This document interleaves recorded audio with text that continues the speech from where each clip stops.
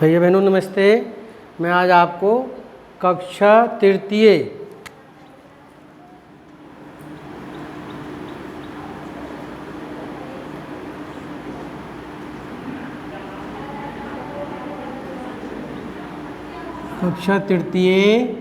विषय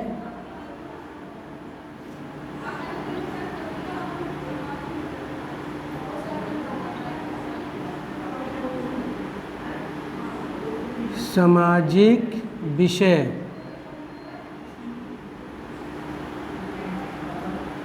पहले मैंने आपको सामाजिक विषय में महाभारत की कथाएं पढ़ाई थी। अब मैं सामाजिक विषय में सामाजिक अध्ययन पढ़ाऊंगा। तो किताब का नाम है सामाजिक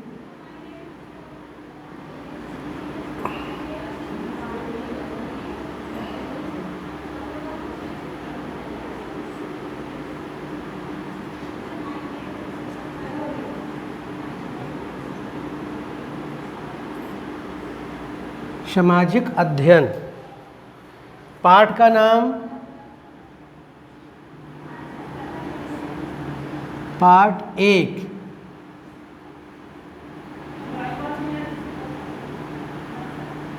सृष्टि के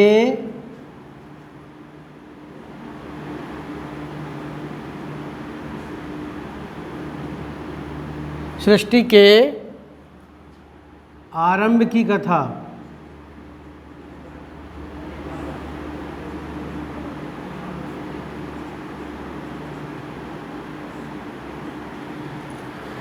मैं आपको इसमें बनाएंगे नई कॉपी।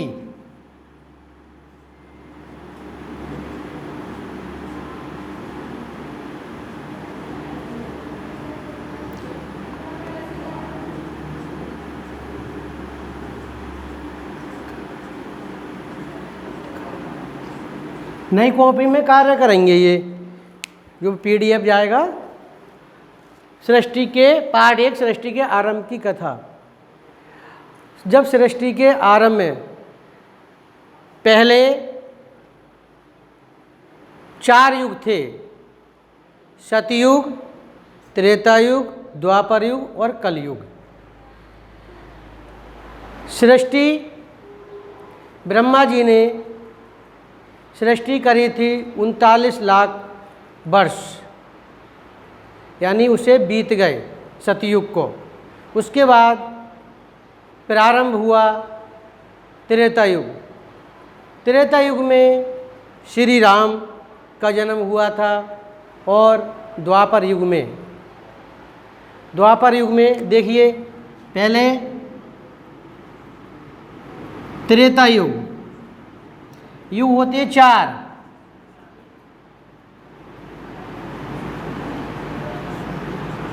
युग 4 होते हैं। नंबर 1 सतयुग, नंबर 2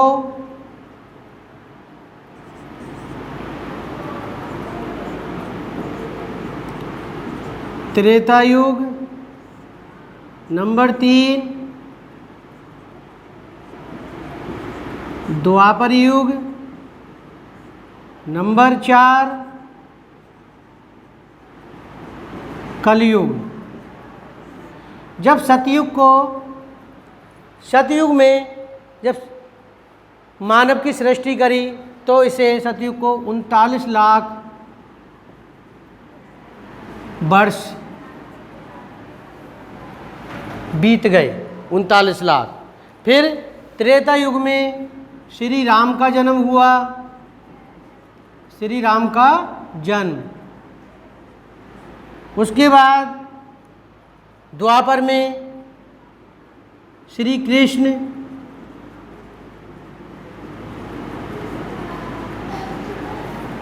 जन्म और महाभारत हुआ था।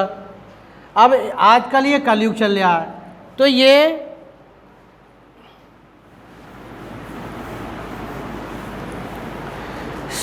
त्रेता युग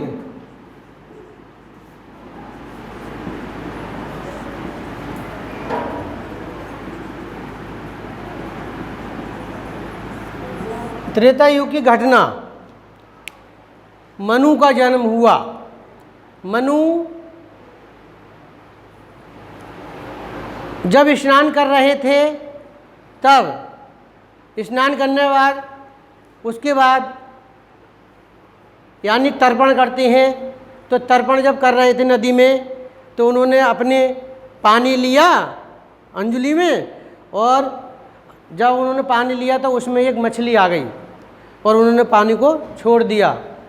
तब वह मछली बोली का राजन, मुझे इसमें बड़े बड़े जीव जंतु रहते हैं, तो वो हमें छोटी छोटी मछलियों को खा जाते हैं, और मैं आपकी शरण में आई हूँ, आप मेरी रक्षा करें।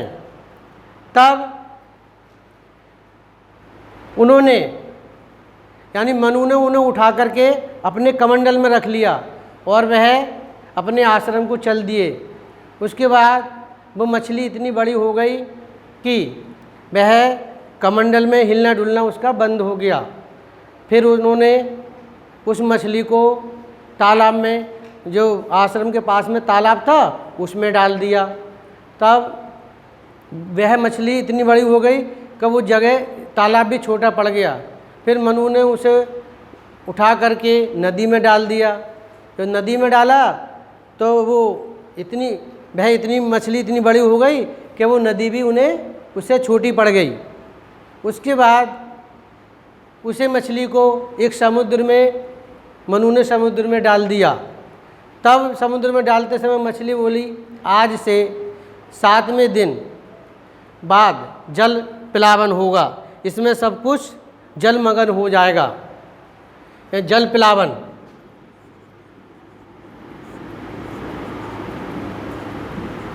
जल प्लावन होगा तो इसमें सब कुछ जलमग्न हो जाएगा।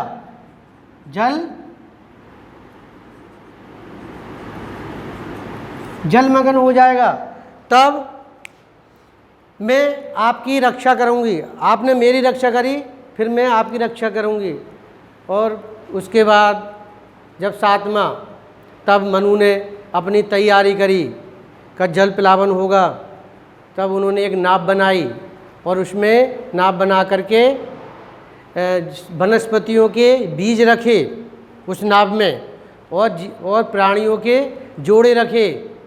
और जब मनु बैठे उसमें, और उसमें सप्तऋषि बैठे, और समुद्र ने पृथ्वी को चारों ओर से घेर लिया। उसके बाद वह नाव चलती रही और हिलडुल रही थी। तभी एक वही मछली आई, और मछली उसको एक ऊंची चोटी पर ले गई। फिर उसके बाद मनु ने उसे नाव को उससे चोटी से बांध दिया, और वह बीज बचे, वनस्पतियों के बीज बचे, जीव जंतु बचे, और ऋषि बचे, मनु बचे। उसके बाद उन्होंने यानी मनु ने के वंशावली चली। उस वंशावली में 2 वंश चले, 2 वंश चले। नंबर 1 इक्ष्वाकु वंश, और नंबर 2 इला वंश। ये इनके पुत्र थे और ये इनकी पुत्री। और इसमें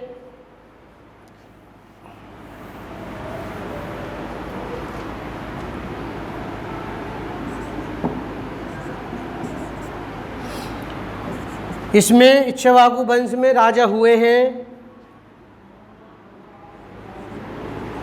पृथु,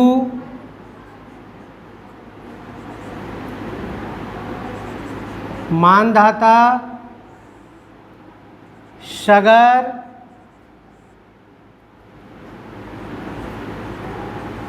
दिलीप, भगीरथ,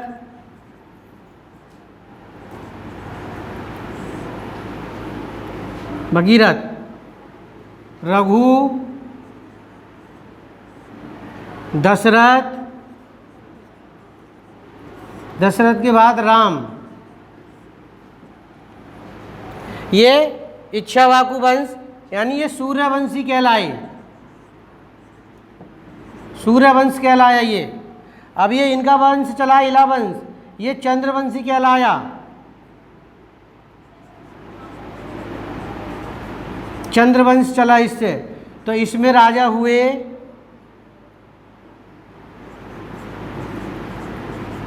पुरुरवा हुआ, नहुष, नहुष राजा हुए, और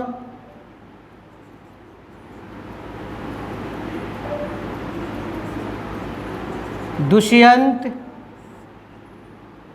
भरत,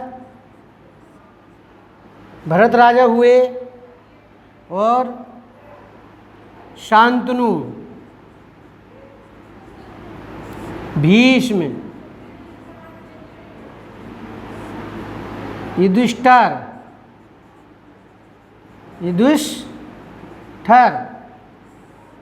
और दुर्योधन।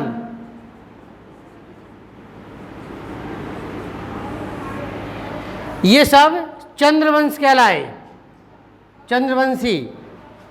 अब इसके बाद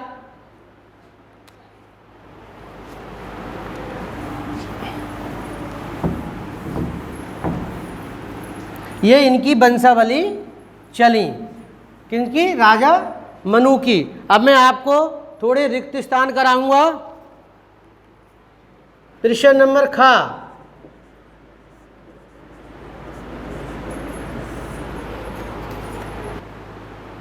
हाँ भैया बहनों, अब ये मैंने आपको कथा के बारे में पूरा समझाया। अब रिक्त स्थान और क्वेश्चन आंसर आपको PDF के माध्यम से भेज दूंगा।